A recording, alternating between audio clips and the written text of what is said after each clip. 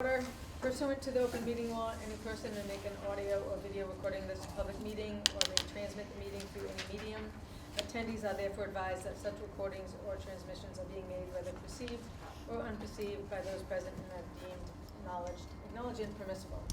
With that being said, I've been doing just a little bit of research, and I was going to ask the board if I could experiment tonight.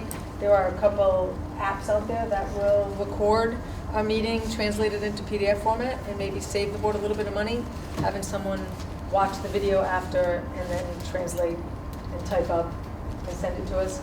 So I have two microphones here, and I just wanted to know, I don't know if we need the board's approval, because obviously anybody can record the meeting, but it would be okay with everybody if I tested this to see if down the path it could save the board some time.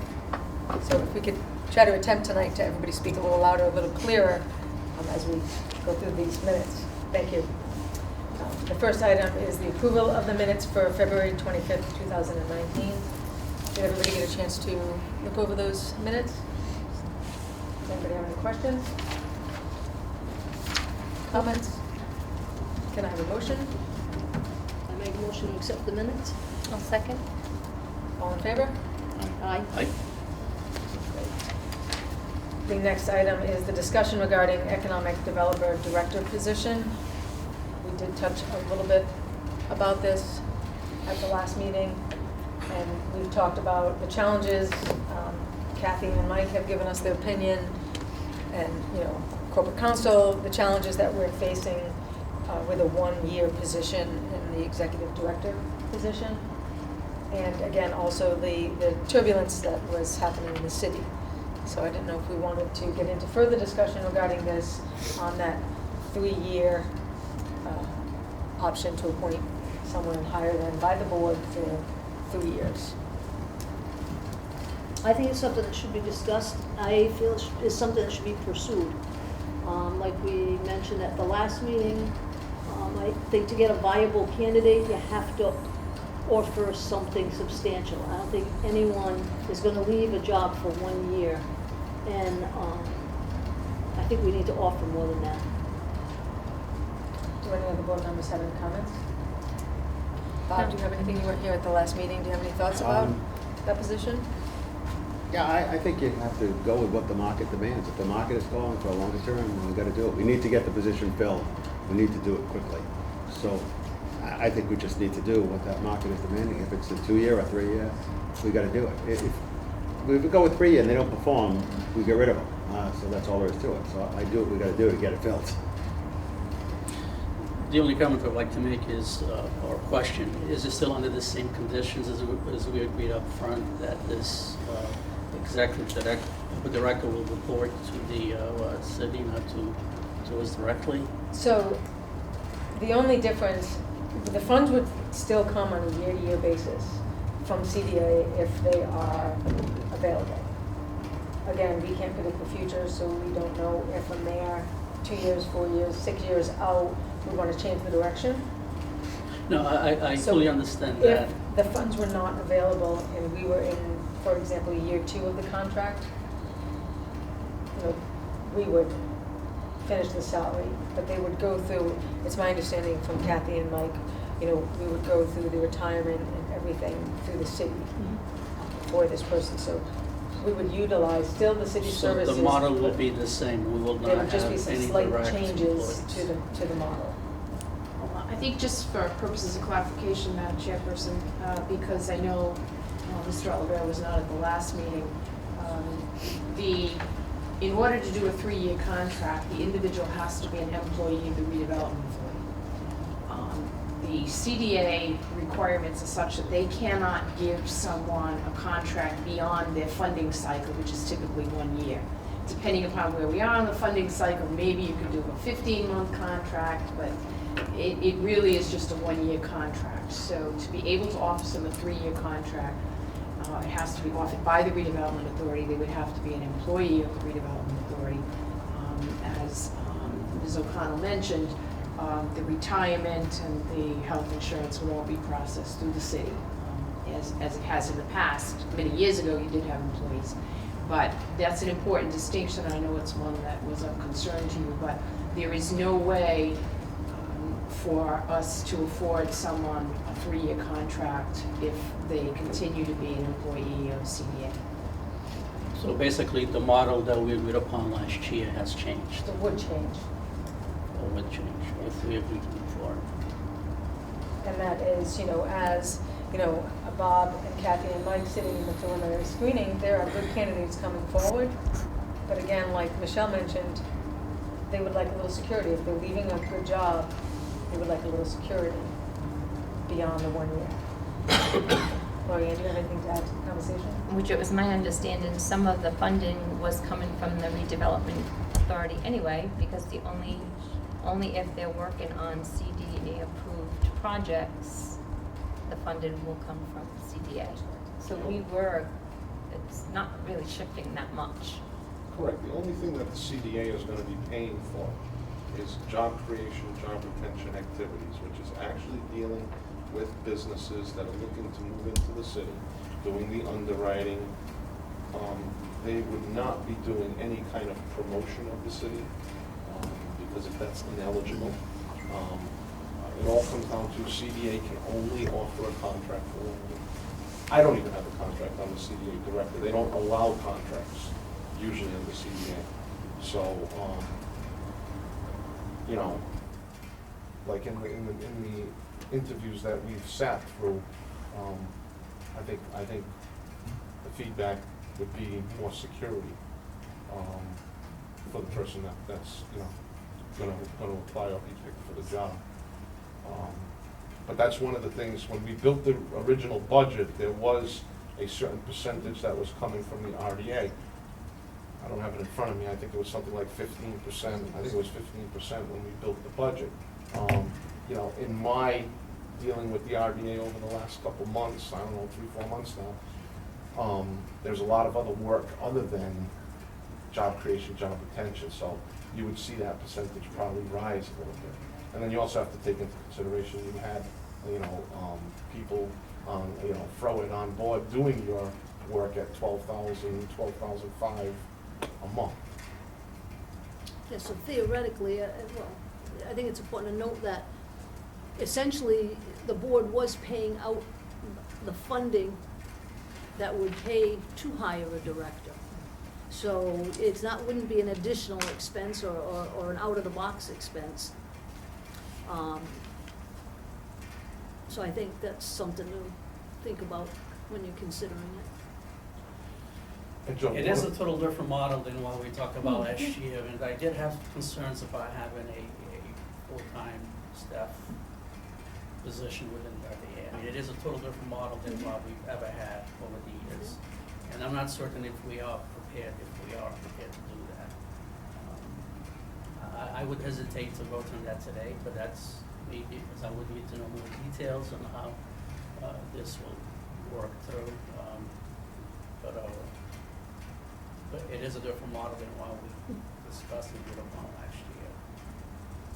And I think that was the basis why the committee addressed it at its last meeting and made a conscious decision to table it until all members could be present to have a further conversation, because it is a changing model. But again, the reality is the candidates have clearly expressed concerns about coming on board for a 1-year contract.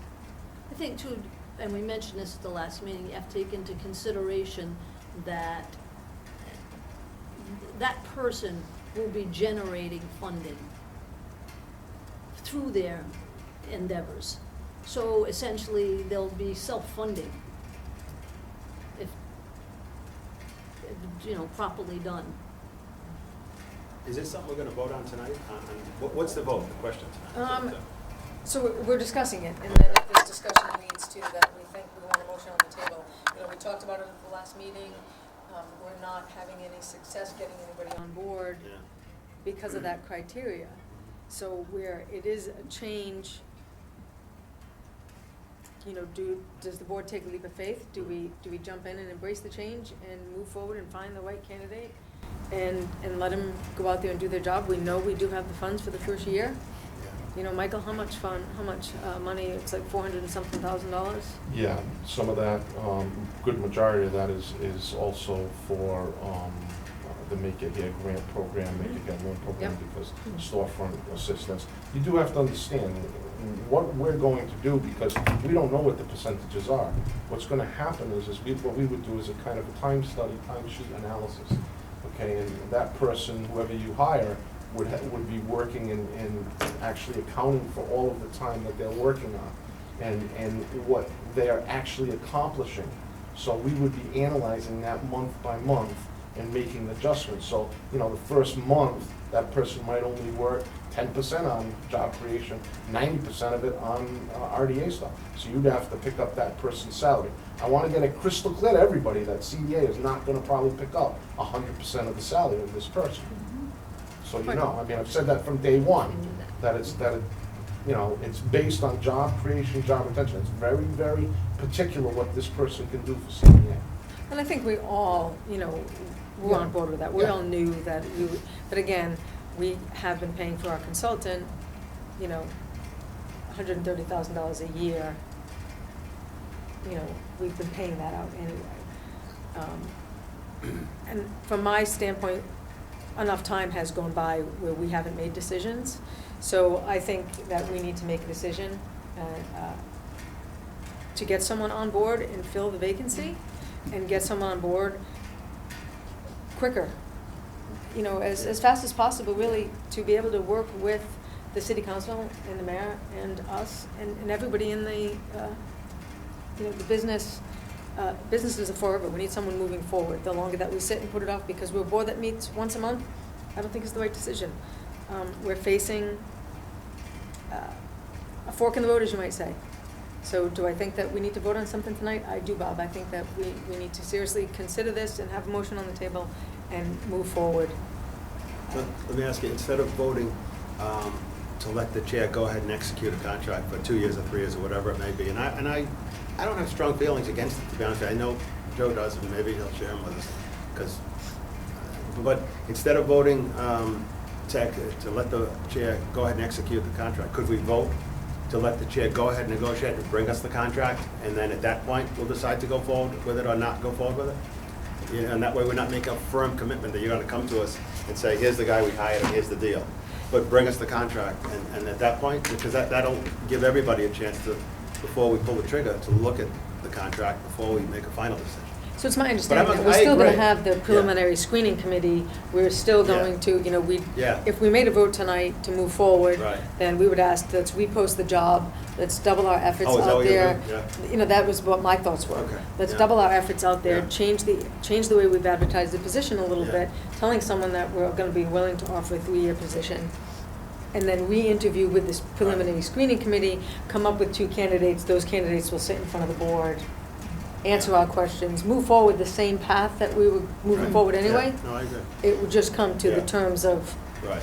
how long. No, I agree, because if he can't do more than a 1-year contract, and it's pretty obvious nobody's gonna do a 1-year contract, I don't think it makes any difference whether they go 2, 3, or 4, or 5 years, because if they don't perform, we're gonna get rid of them anyway, one way or the other. So, but we gotta get somebody on that's good and qualified, and I think gotta do what we gotta do to get somebody in here fast. I agree. I don't Yeah. think Yeah. there's anybody in the city that doesn't think that we don't need an economic development person. So somehow, at some point, we just have to make up our minds and take action. There's so much on the horizon. I mean, there's so many things coming down the road that are gonna need to be addressed, and you need somebody with that specific expertise. John, can we say multiple year contract in the So- advertising, or do we need to be specific? No, I think you can say whatever you want in the ad. I think you have to be fair with the person you're interviewing, so that if they're gonna put their name forward, and if they make it through the first round, they're gonna be sitting publicly, they may have another position they're leaving. So you don't wanna tell somebody that you're willing to give a 3-year deal, have them come sit in public, and then at the last minute say, we changed our mind. So I think you need to be clear going in, and if that's what you're willing to do, if you're willing to make them employee of the Redevelopment Authority, what we really need to do, step one, is to amend the contract with CDA. Because the model, as Joe is right, the model that is set up today says the CDA will hire them, and then that person will be provided to the Redevelopment Authority. We'd be switching that around to say that the Redevelopment Authority would be hiring them, but that CDA would fund a portion of the contract. So you really need to amend that contract and then go out and. So we could tie that all into one motion. Sure. We could, phrase a motion however you would like to see it, to amend the contract with CDA. Amend the contract with CDA, advertise a position for an executive director of the Redevelopment Authority, hired by the Redevelopment Authority for whatever length of term you want. I don't think the ad has to say when the contract terms are, but when you're in interviews with them, you need to tell them. And then have the screening committee come back with candidates. I don't know how many candidates you want them to come back with, 1, 2, whatever you want. I know there's been difficulty getting multiple candidates, but I would just lay out the process and then we'll just do a motion. Does anybody feel confident enough with what John outlaid to make that motion? I would, I think you need to move forward, so I would make the motion. So I would What be- should the motion be? Amend the CDA contract, authorize the chair to sign an amendment to the CDA contract along the lines of the Redevelopment Authority to hire the executive director, but that CDA will pay a portion of the salary. Authorize the screening committee to interview candidates for a multi-year contract and report back to the board their recommended candidates. And I don't know how many numbers you want, 1, 2, you decide how many you want. Can I just make a comment before Bob makes the motion to move forward? Okay. As much as I hate to support this motion, I will. I will, because I know there are many, many projects that we have pipeline that we need someone to manage these projects. And again, it is vital to the success of the project. So I will be supporting the motion. However, I am not pleased that we made a change, and this is a drastic change in my opinion, from last year's plan to this. I struggle with the idea that the RDA will have an employee now. What's the downside of that? And there might be some downsides that I'm not aware of, but in your opinion, what's the Well, downside? I believe it was made clear here that we have funds for, on a annual basis, right? That's what I heard. So we are hiring somebody full-time, knowing that we may not have funds the following year. That is one. And then it also has the other implications of us managing employees, in this case, one employee. No, I agree with you, there's downsides. to it. Again, it's a model that I don't think it has Yeah. been tested, especially in this city. It is a drastic change from what we've done over the years. I'm not too happy with that, but I fully understand that we need to make a decision. As Aaron indicated, we've stalled this long enough. We have important projects that must proceed and must proceed quickly, and there's a need for that position to be fulfilled. I think, Therefore, yeah. I will. Yeah, I agree with you. I think there's just an Support that obstacle we basis. can't get around, and that Mike can't give any more than a 1-year contract. If we can't get anybody, they'll take a 1-year contract. So we gotta make the best of it, I guess. The other thing is, we still don't know if there's such a candidate that will be able to. We've take over had those some good ones come responsibilities, to right? the table. You know, we've had some good resumes come across, and that's been the stumbling block, is that they don't want to leave the job that they have for a 1-year commitment. So, you know, we have had good candidates come forward. So how many I think the final piece is how many candidates do you want the screening committee to report back to? We initially did had said two. 2, I think. Yeah, 2 or 3. We did, but I think it's gonna be a function of quality. John alluded to the fact that once someone sits here and interviews publicly with you, then the world is aware that they're interested in the position. I wouldn't suggest that you bring someone in just to meet a minimum number of, say, 3 candidates, knowing full well that one of them in particular is not gonna be successful. That person now is in public, and their current employer is gonna be aware that they're looking for a position. So I think you have got screening committee working very diligently. I think if they come forward with whatever candidates they feel they would be comfortable recommending to you, then they should all be serious contenders. And you shouldn't be trying to simply meet a minimum requirement that's set down by the board. So do we have to put a number? You don't. I'm No. just, we had previously said 2, so I just don't want to, I don't want to set up a process where if you find a really good candidate, you send one name back, we're suddenly saying. So I think we should just leave that out of the equation. And it's ultimately up to the board whether to hire that person or not. whether it's one or Exactly. 2. So I just wanted to be clear going in so that everybody knows what their expectations are. So, Bob, are you clear on the motion I'm then? clear on the motion, yeah. Do we have a second for his motion? I'll make a second. All in favor? Aye. Aye. Aye. Aye. That motion has approved, so Need can to we, roll call on that? So can you we'll work with John we'll to work on an amend amendment. the contract? Yeah, and I'll get it. If we can change the advertising, try to get it reposted, and if you want to email me the change, you know, I had the list of people in the state that I had emailed the job posting to, I'd be more than happy to get that out further. And to that point, Madam Chairperson, we do have people that may now, who we have interviewed that we did like, that might be willing to come forward. So I think just in the interest of time, just be advised that we may get a different decision out of candidates that we've already interviewed and liked. So we may be coming back to you with recommendations sooner rather than later. That'd be great, right? It would be good. That'd be great. The next item on the agenda is the financial update, and Mike is here to give us that, and everybody got copies. Yeah, there's not really much to report. If you look at, 4A1 that was in your packet, it's your income statement for your general operating. There was one deposit that was done on that option of land in the industrial park. And also, there were some disbursements that you approved on previous warrants that cleared the bank. So, you got the copy of that report. And then 4B, listed on 4B is your operating account for what I call the parking garages. Mike, I don't mean to interrupt. When did that deposit come in? Is that the recent one? That's the recent one. I want to say early in the month, it was deposited on February 5th Okay. on the bank statement that's attached. Okay. Probably came in like the 4th and next day was deposited. Parking garage financial statement, not much difference there. Those are your two income statements. The warrant schedule is prepared. The total on the warrant is $12,417.50. You also have your accounts payable register that totals right now open payables of $25,858.61. There's one payable that I'd like to bring to your attention, and I know there's been a couple conversations back and forth, and I just want to know from the board how you want to handle it. There is an invoice for Jobs for Fall River for $3,000 for, that bill came in November. It's for the clerk of the works on Old 2nd Street.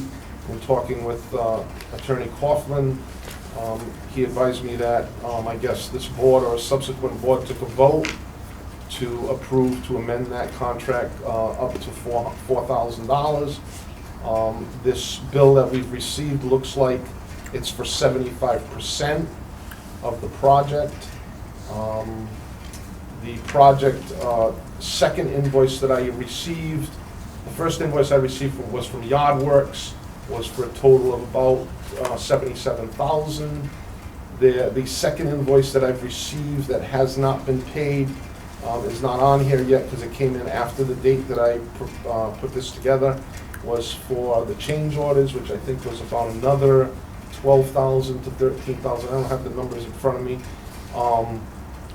So looking at, if you added the change orders to the contract, the change orders to what was expensed on the first invoice, the contract I believe was for about $130,000, $134,000. It's about 75 to 77% complete. If you back out the change orders are around 60%. So I just need to know from the board how you want to go forward with that invoice. I don't know, I wasn't here at the time. I do not, you do have Harriman, who is also the architect on the job. So you kind of have dual sets of eyes on the project, no longer, because of you going in a different direction with Froen. I just need to know what you want me to do with that bill. I can add an additional warrant, I can amend this warrant, whatever you want to do for that $3,000 bill.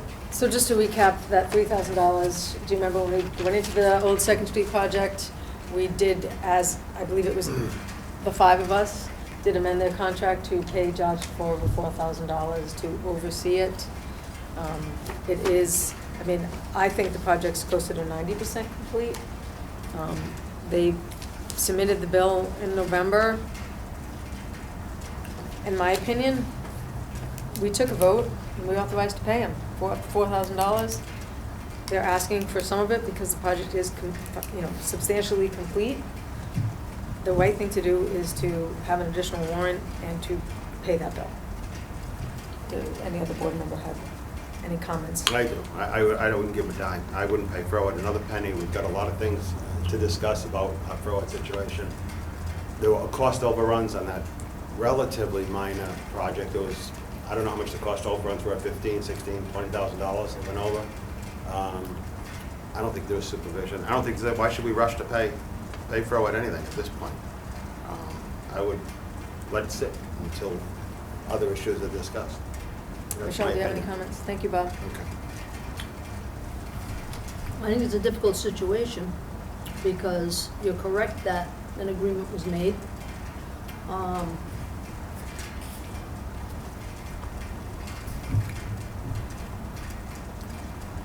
think it's one of those caught between a rock and a hard spot decisions. I agree. Excuse me one second, You Kathy, should- I'm gonna ask the board first Yeah, their opinion. absolutely, yeah. Lori Ann, do you have any?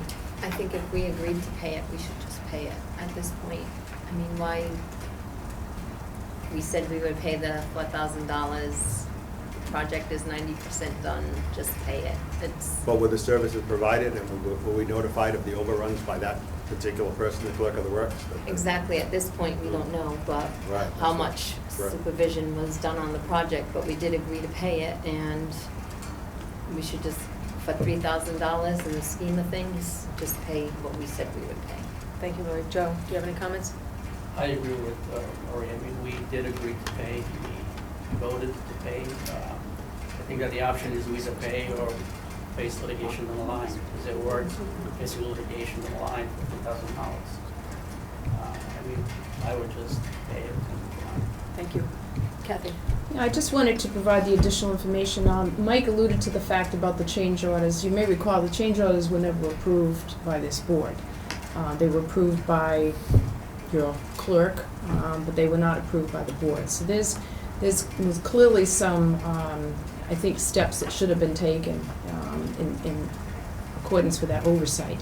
Additionally, you are paying your architect to do exactly the same services. And I don't know that the Redevelopment Authority was aware of the fact that those construction oversight services were part of the contract that you negotiated with your architect. So there's a question, as Mike mentioned, you're actually paying two entities to perform the same services, which isn't typical. And I guess the last point I would make is you amended the existing contract, which is currently being the subject of litigation. And we're not sure what that's going to mean, but you may already be engaged, I guess, to the point in litigation regarding that contract. We know that there's already a court action that's been filed regarding your contract that you did vote to terminate. So the issue of the contract has not been resolved. Whether or not you proceed with this or not, you're in the midst of a court action regarding the validity of the vote that was taken by the board, and again, your corporate counsel could advise you further on that. So I just think there are sufficient questions surrounding it that you just also may want to consider. So my question would be, is this a separate issue in terms of that we had them as a consultant for projects? Wasn't this taken on as a separate entity, not having nothing to do with the initial agreement? This No, you're was correct. in addition to. Yes. But you- It was an amendment to Right. that contract to add this as an additional Right. item, additional. For a one-time, one project. Same contract. So does that put it within the scope, or does that somewhat set it apart? It's an amendment to the contract. Mhm. So you have a contract with an amendment to it. There are two amendments to that contract. Right. One to change the language, Mhm. and one to add this as a service for an additional expense.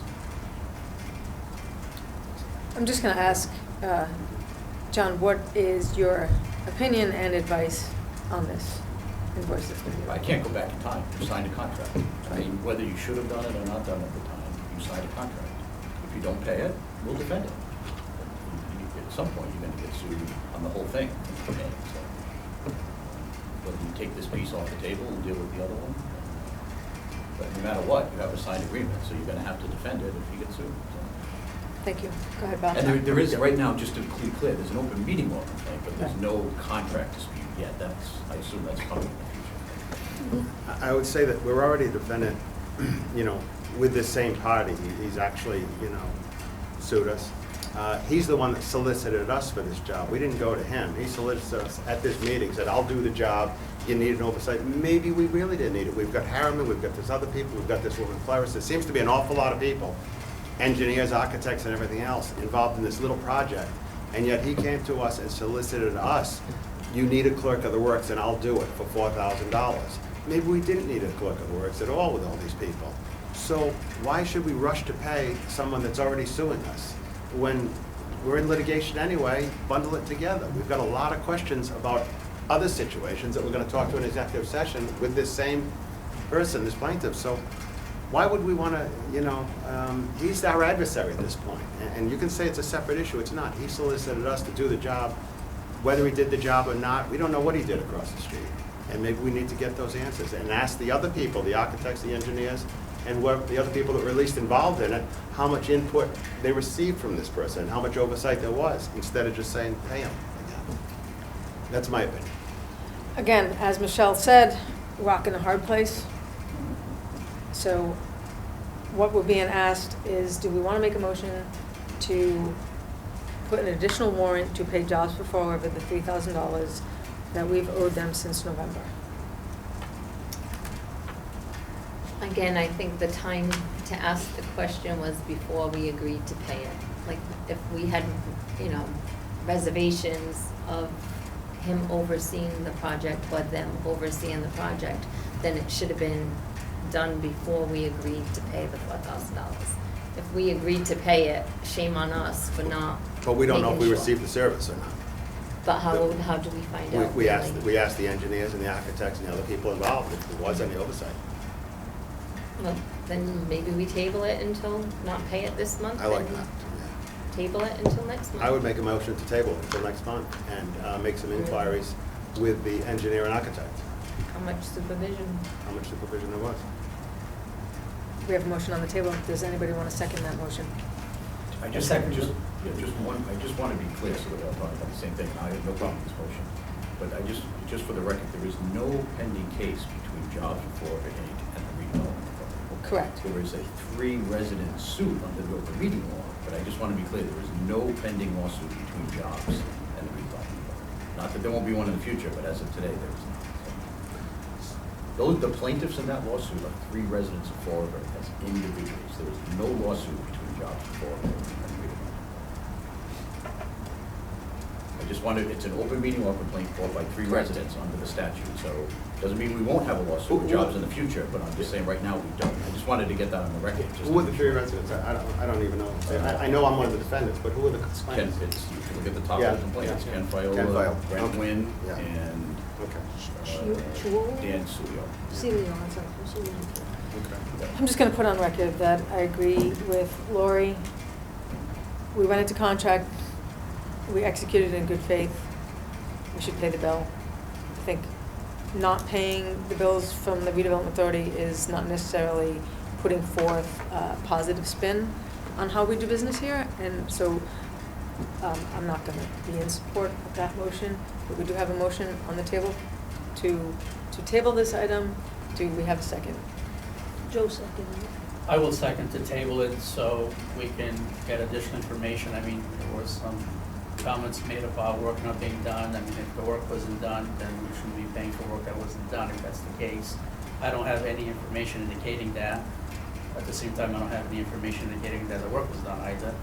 So, So I guess could the staff support. inquire from the engineers or architects or the other people whether I'd there like was to- oversight? And I'd like the board to all be involved in that correspondence, please. I'd like us all to see the email that's gonna go out questioning the oversight, so we all can see that we don't come back to the table and say, this is what was told. I'd really like the board, every board member Mhm. to be involved in the emails overseeing this, because again, we entered in good faith, in the contract, the 5 of us, the project is 90% complete. All you have to do is walk down Old Second Street to see that. So I guess we will go to vote. All in favor of tabling this? Aye. Aye. All opposed? I'd rather Abstain. abstain. I will abstain also. Next item on the agenda. Mike, do we have anything else from you? No, I'll get the warrant to you to sign, and we'll cut the checks, and then I'll wait on the other one. Okay, thank you. So haven't we been doing just a motion to roll the warrant? Yes. Is that kind of a Yeah. normal process? Motion to Why sign. we're doing that? I'll make a motion to approve the warrant as presented from Mike. I'll second. All in favor? Aye. Aye. So the next item, maybe we should take, John, a little bit of this out of order and Yep, do you 6. want to do number 6? So communication from Mayor's Office regarding appraisal of Weaver's Cove property on North Main Street, Fall River, Mass. For potential taking. And so everybody got sent out the copy from the mayor. Does anybody need this to be read out loud, or are we all familiar with the request? Need this to be read out loud? No, What? So I see we have, we don't need to, everybody said they read it. Well, I think just, For the sometimes for the public? benefit of the public, I think it's helpful. All right, yeah, so just to- here is the letter. Redevelopment Authority members, in keeping with your waterfront urban renewal plan, I am requesting that the Fall River Redevelopment Authority initiate the eminent domain taking of Weaver's Cove Industrial Park LLC. The parcel has been identified as instrumental to Fall River's establishment of a wind energy corridor along the Taunton River. In meetings with both public and private entities, my administration has confirmed that demand for wind energy development capacity is increasing rapidly. Once an appraisal has been completed by Fall River Redevelopment Authority, funding options can be considered. The Fall River Redevelopment Authority also has the option of negotiating a long-term lease agreement with a future occupant to establish a revenue stream for further RDA development activities. The RDA has the ability to launch the city's entry into the wind energy sector of the economy. Your vote to initiate eminent domain taking of Weaver's Cove is respectively requested. And I don't know if anybody has any comments or questions to open up this item on the agenda. I'd like a little background on this. I mean, I have a letter with a request. I have no background, no information, and I don't feel comfortable pursuing something that I don't know anything about. Okay, so I'll be happy to give you additional information. As you're aware, and I know you weren't part of that whole process given your arrival on the board, but the Weaver's Cove property was identified in the urban renewal project plan as a parcel.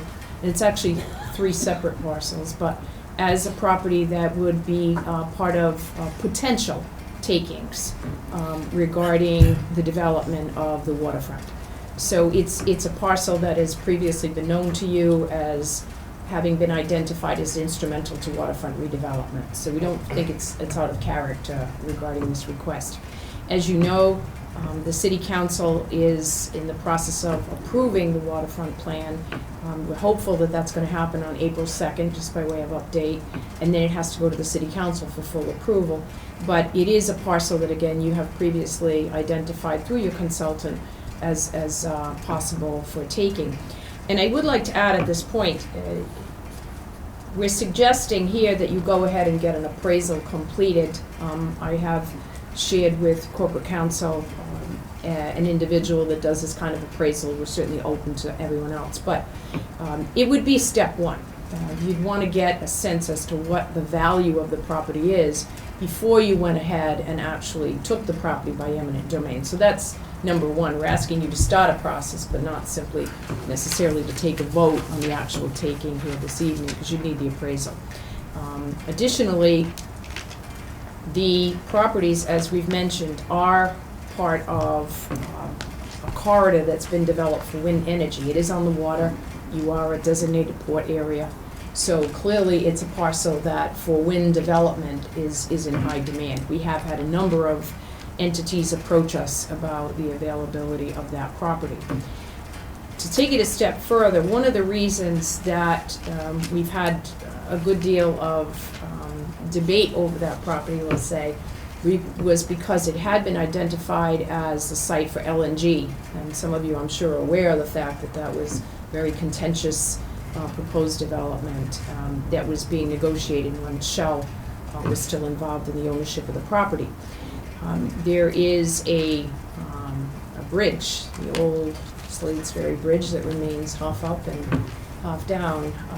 There is federal legislation that prohibits that bridge from being taken down, and the reason that legislation was initiated was because with the bridge in place, large tankers of an LNG type would not be able to access the river to that particular site location.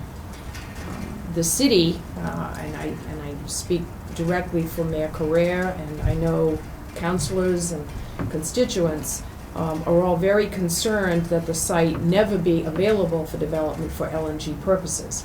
It was a group that fought long and hard to try to stop that project. They have no inclination to want that to happen again. So if the property remains in the control of either the city or the Redevelopment Authority, then, you know, we have control over what the ultimate use of that parcel might be. One of the reasons for suggesting that you might want to consider a long-term lease agreement with a prospective occupant, if you will, would be for that very reason. So long as you own it, you can control, you know, what happens at that parcel. Once you sell it, then it's open to anyone else as to what they may choose to do with the parcel, provided it's within zoning, and there are obviously hurdles that have to be overcome depending upon the intended use. But the feeling was that so long as it remained within the public domain, the possibility of LNG ever coming to that site would virtually be eliminated. So for a variety of reasons, the mayor is recommending that the Redevelopment Authority actually take charge of the property and the redevelopment of it. Clearly, this is what you do. This is the benefit of a redevelopment authority. You do have the ability to take properties by eminent domain and to redevelop them. And again, it could potentially be a long-term revenue source for you if you entered into a long-term lease agreement versus a sale, which, as I said, at that point you lose control. So the feeling was, we know for a fact there are a number of wind projects undergoing. New Bedford has worked on stuff. We have Rhode Island. The wind energy sector is mobilizing very rapidly, and we wanted to be able to put the Weaver's Cove property out and available for intended use for that industry. I have a map of the parcel. You may recall there is a portion of the Weaver's Cove parcel that's intended for taking by MassDOT for rail station layover, South Coast Rail layover. That's the inland portion, if you will, of the site, east of the railroad tracks. The west portion of the railroad tracks is really the portion of the property that would be highly desirable given its waterfront location. The last thing I would mention is there are some infrastructure requirements. As you know, this board has gotten MassWorks grants in the past. The city has also gotten MassWorks grants.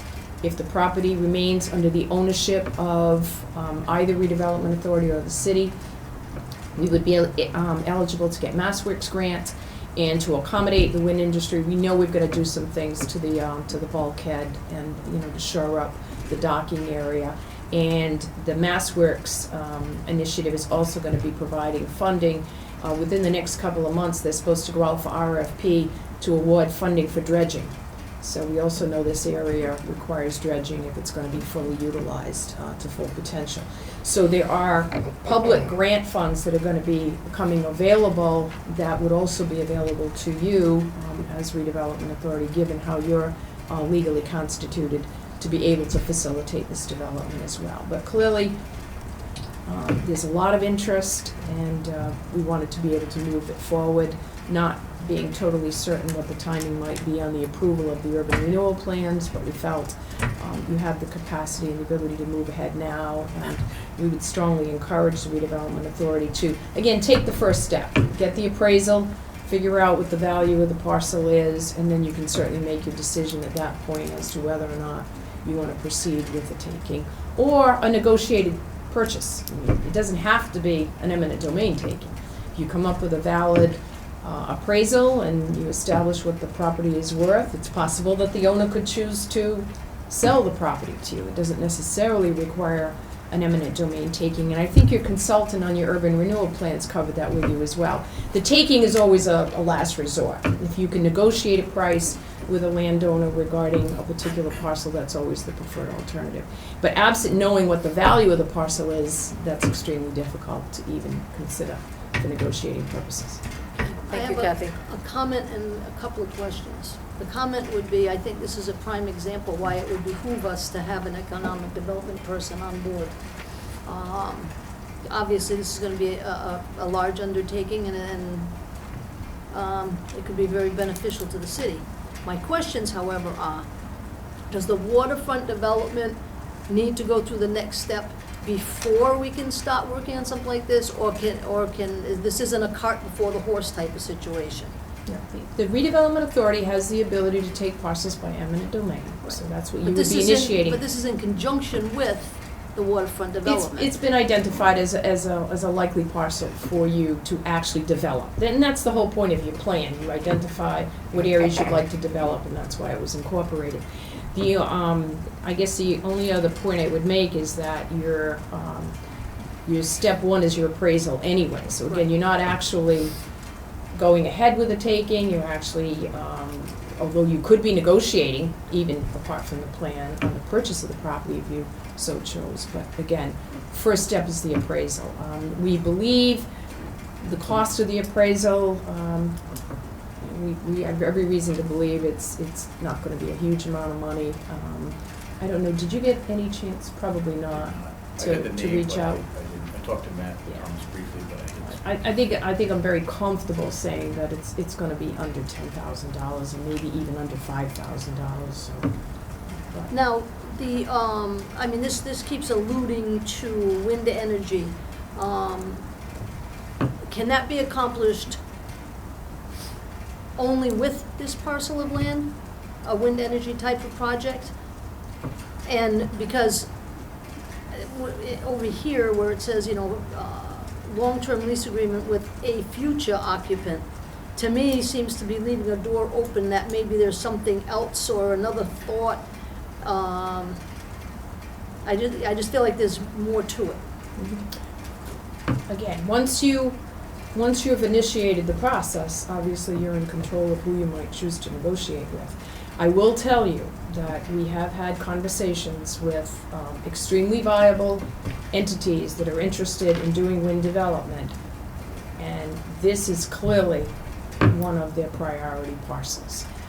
And if you look around along our waterfront, to get this amount of acreage all in one location, we don't have a tremendous amount to offer.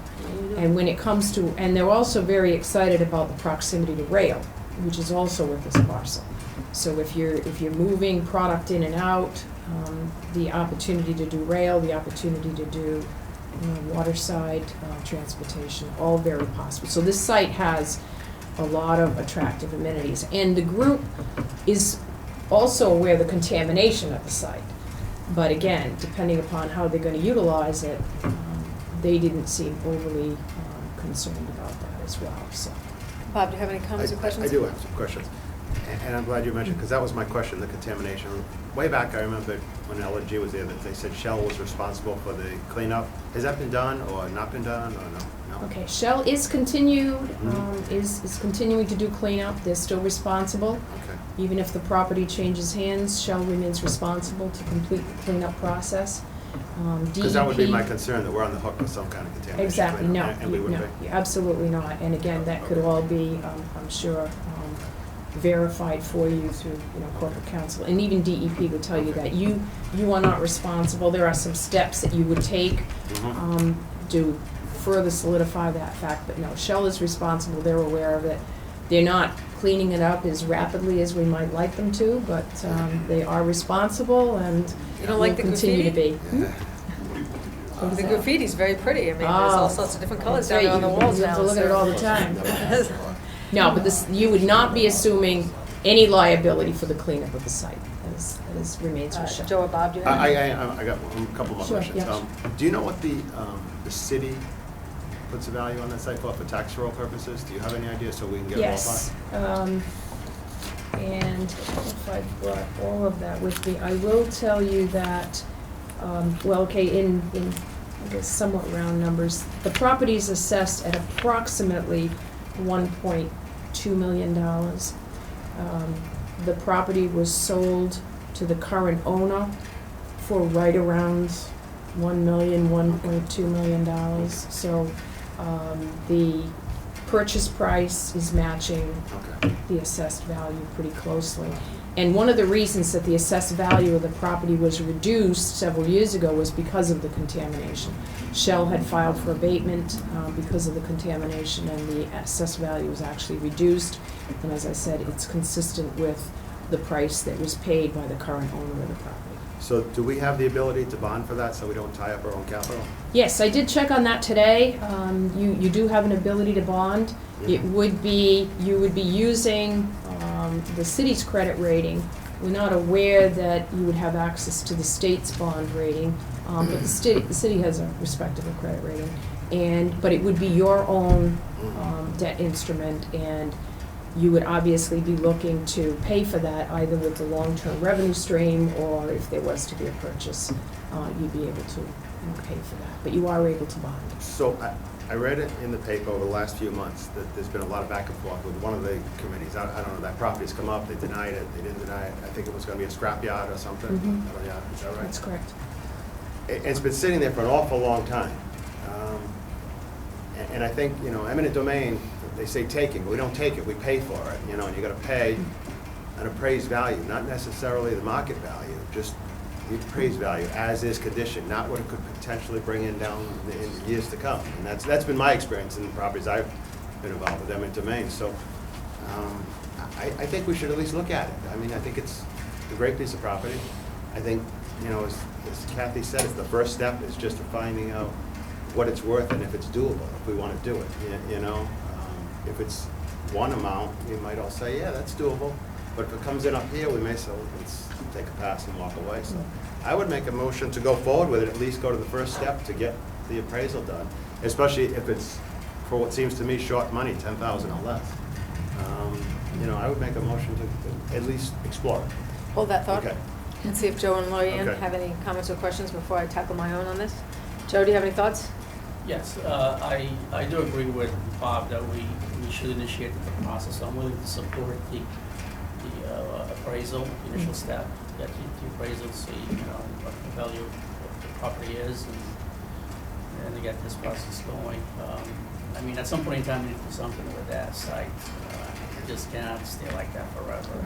So I will support the motion to initiate the process by getting the appraisal.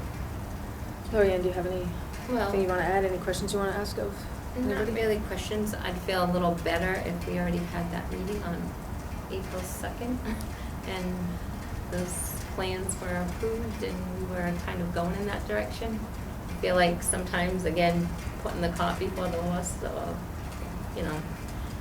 are we jumping into, it's been sitting there this long, get those plans, the waterfront plans approved? Are we gonna invest money in something that then we have to let it sit there for a longer period of time?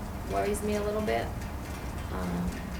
But $5,000, $10,000 to have the site looked at isn't really an astronomical amount of money, and it's the first step.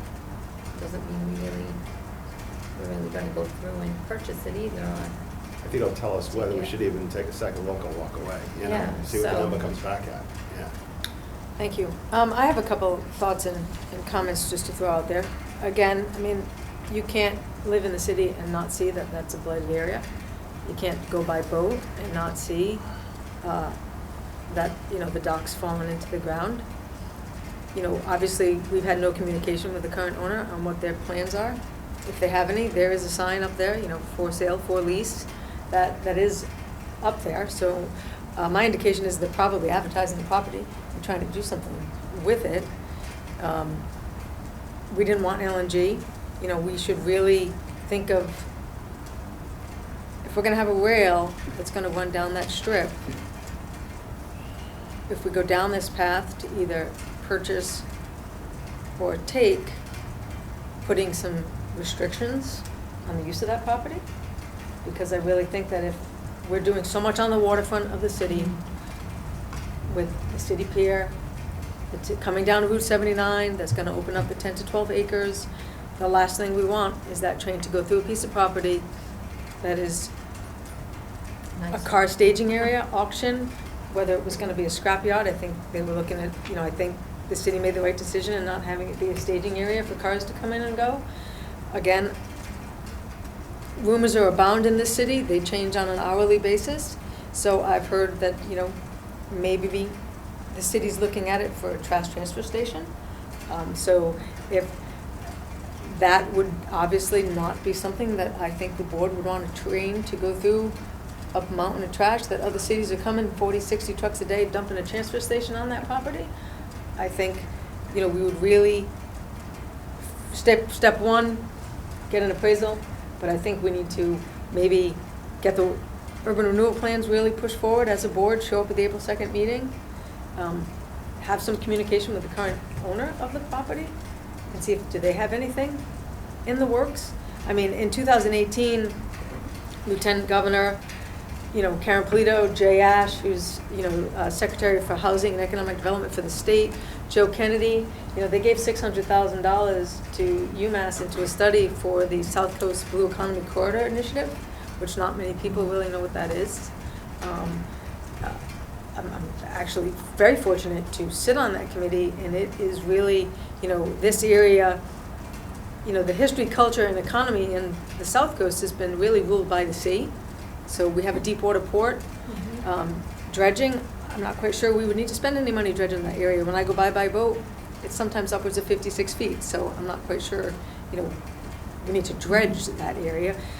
But the state has already earmarked, our hub and the advantages and everything that Fall River has to offer with this new Blue Economy Corridor Initiative, which is wind turbines is involved in that initiative. So I would really think if we're gonna go down this path, we need a lot more discussion. We need to talk with the current owner. We need open thoughts from city council. As a board, we've discussed, we need to become transparent and have an open dialogue with city council, mayor, so we need to really start opening up the door for a lot of different voices to give us their opinion and thoughts on the direction of the city. So I do agree with you, Bob, go down the path. You're right, it might come up too high, it might come low, but it also to reach out to the current owner and just hear his thoughts. That's my opinion. You might all have a completely different opinion, that you don't want to hear what their vision is for their property. But if, again, blighted property, I believe in the urban renewal plans, don't they have an option to fix it up and to do something with the property before we would take it by eminent domain? Well, it's private property, you can do whatever they want tomorrow. Right, They but don't need- there are guidelines for what that property should look like in those urban renewal plans. And that property is blighted, obviously. I might joke about the graffiti was somewhat comical, but it's true. I mean, the graffiti's all over the place. So I don't know if anybody has any other thoughts going down that, but moving forward with step one, getting an appraisal of a property, it wouldn't hurt. But I do think we, like Michelle also said at the beginning of this discussion, there's way too many question marks over just saying, yes, let's charge for it, take it, when, the clear use. It'd be wonderful to have the wind industry come to Fall River. I know from sitting in on those meetings at UMass, they're looking at Brayton Point, they're looking at they're gonna build a training facility in New Bedford, so they were looking at a lot of other facilities than Fall River. So if we could present Fall River, that'd be absolutely wonderful. And gain that advantage, have that technology come to the city, that'd be a beautiful property for it. And again, the train going right by it, we want it to be something special there. We don't want it to be something that's blight upon blight. So, with that being said, I would support your motion. Also, I do think we should add into that to reach out to the current owner or representative. Maybe. So maybe staff could do that. We have someone sitting here in the meeting, but we're not set up for public discussion in our meeting. So we could maybe put you on the agenda at another time. Up to you. Again, Happy John, to how do you listen. wanna handle that? Do we, I mean, we have a representative from Yeah, Weaver's Cove. We can talk to them before the next meeting and put it on the agenda. for the next meeting. Now, how long do you think it would be before we'd have that appraisal? I think if the board authorizes the chair to enter into the again, it's not gonna be a huge dollar amount of money. I think if you authorize it, it's conceivable, you may even have something back by your next meeting. Like, that's kind of what I was thinking, if we have that in hand, and then have a representative here to show the opposing view.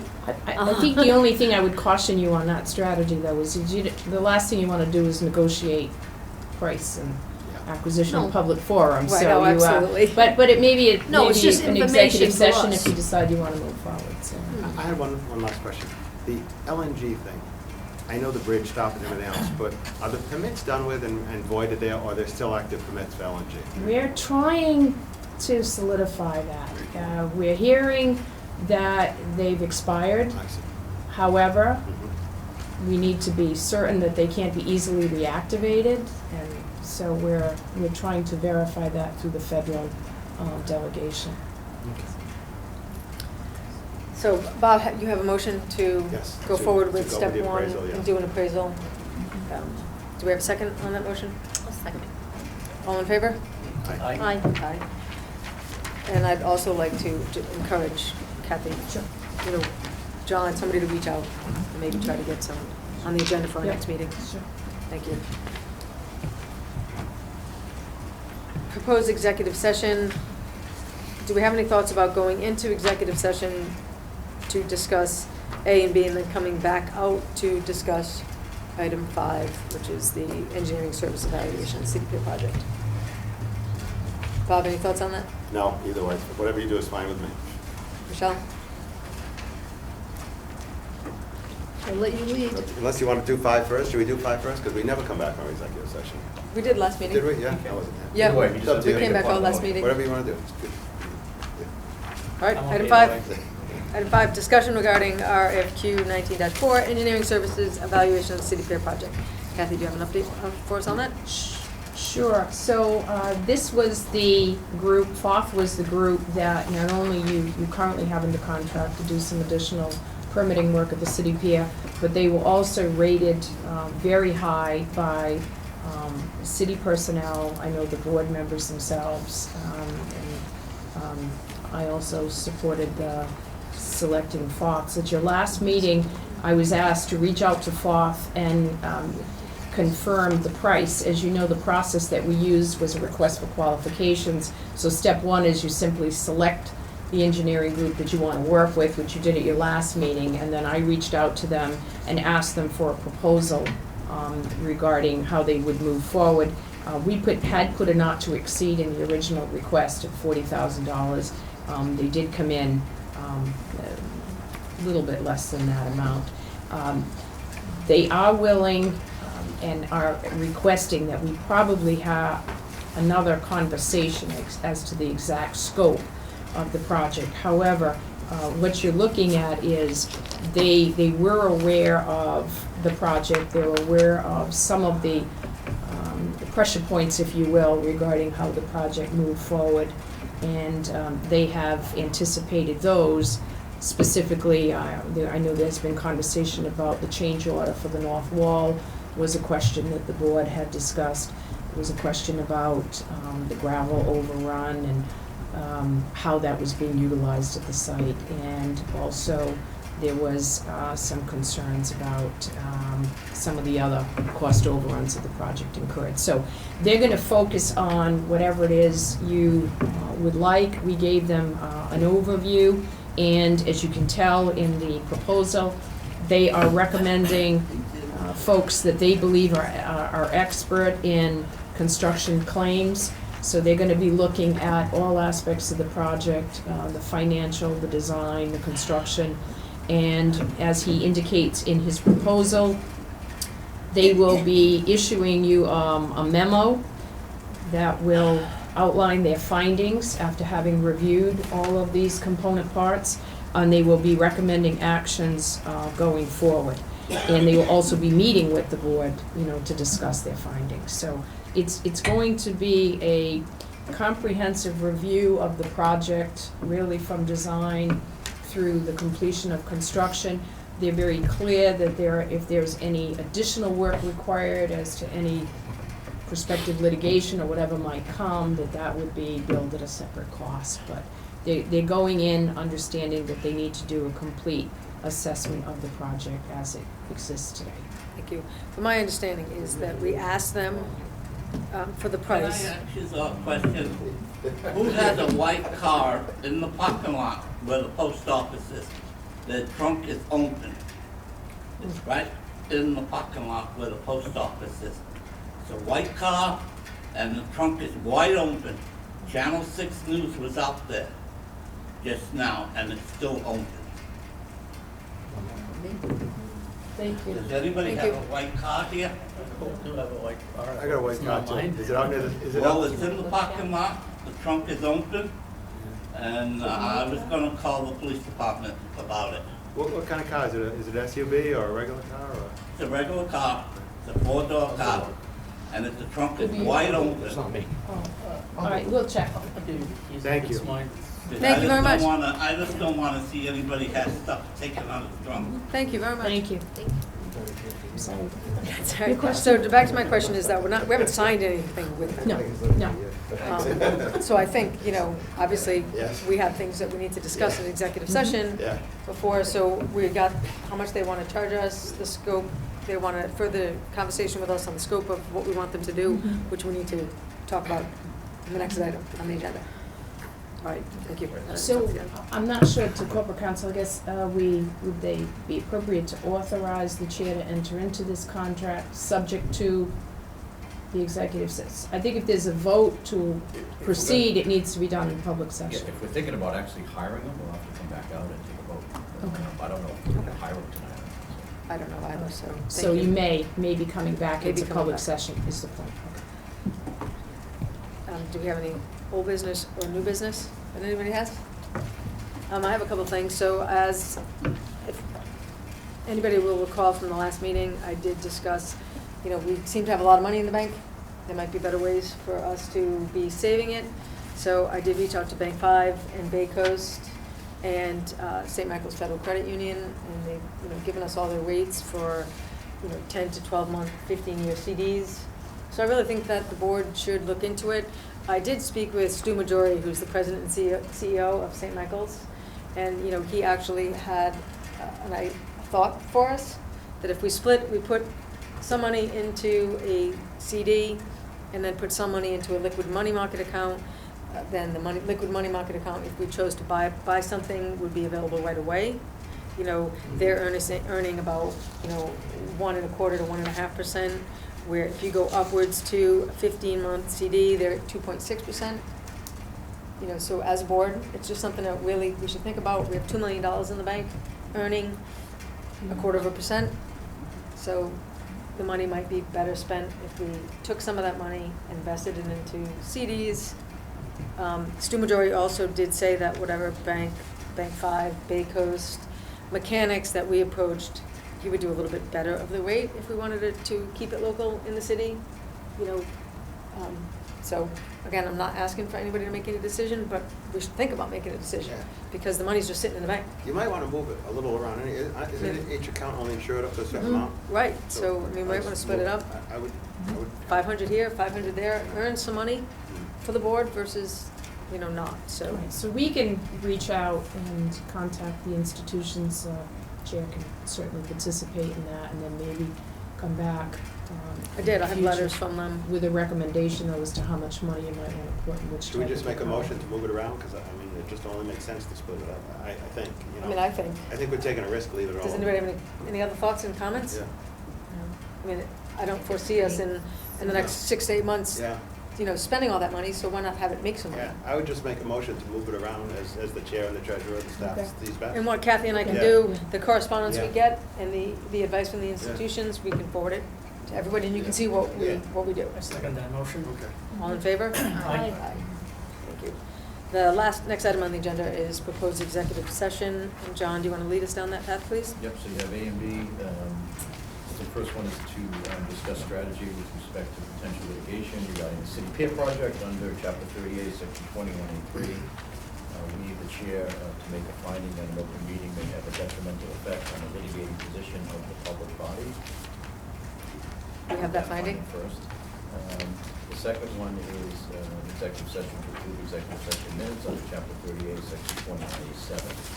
So we need a motion to go in under those two items. And that we will return to open session after the executive session. And we need a roll call. I have that finding. Roll call.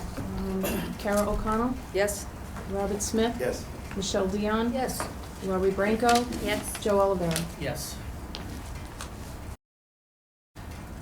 We have finished our executive session. We have no further items to discuss, so do we have a motion to adjourn? I'll make the motion to adjourn. I second.